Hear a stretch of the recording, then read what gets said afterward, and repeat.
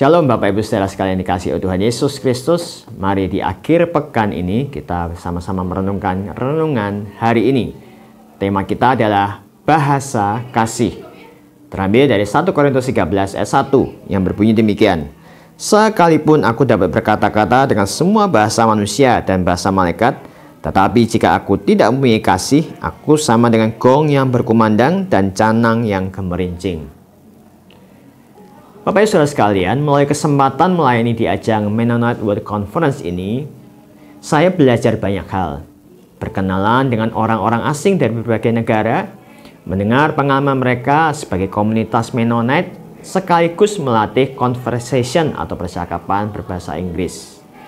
Namun, kita tahu sebagaimana konferensi internasional lainnya, tidak selalu yang berbicara di mimbar berbahasa Inggris.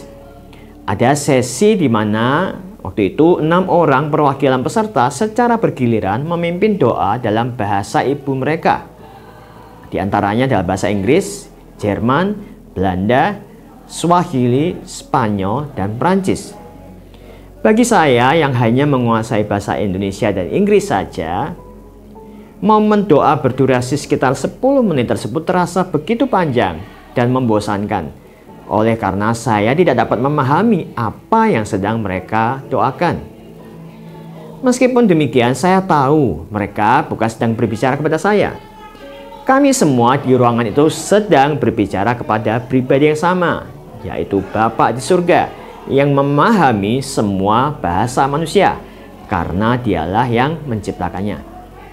Berbicara mengenai asal mula munculnya beragam bahasa, kita tentu ingat peristiwa Menara Babel di Kejadian 11. Setelah Allah melanda bumi dengan air bah, yang tertinggal hanyalah Nuh dan keluarganya. Jumlah mereka terus bertambah dengan satu bahasa. Mereka kemudian hendak mendirikan menara yang sangat tinggi supaya tidak terserak ke seluruh dunia. Ayat 4. Padahal setelah air bah, Allah memerintahkan mereka untuk beranak cucu dan bertambah banyak serta memenuhi bumi. Ada di Kejadian 9 ayat 1. Allah pun bertindak dengan mengacaukan bahasa mereka sehingga tidak dapat berkomunikasi satu sama lain. Alhasil tersebarlah mereka ke seluruh bumi. Ada satu bahasa yang lebih hebat dari semua bahasa manusia, yaitu bahasa kasih. Meskipun orang Kristen tersebar di berbagai belahan dunia dan belum saling mengenal, bahkan mengalami kendala di dalam hal komunikasi, namun di dalam Kristus kita dipersatukan. Bahasa yang bersumber dari kasih Kristus melalui kematian dan kebangkitannya menjadi pengikat yang melampaui segala perbedaan ras, bangsa, dan bahasa.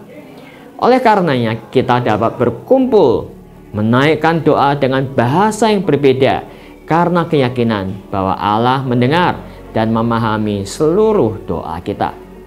Perbedaan bukanlah halangan, karena justru dalam perbedaan itulah kita bisa melihat karya Allah yang mengagumkan sehingga mendatangkan kemuliaan bagi Dia. Kita sebagai gerejanya pun dipanggil untuk membahasakan kasih Allah kepada dunia ini, supaya dunia bisa melihat akan kasih-Nya. Amin.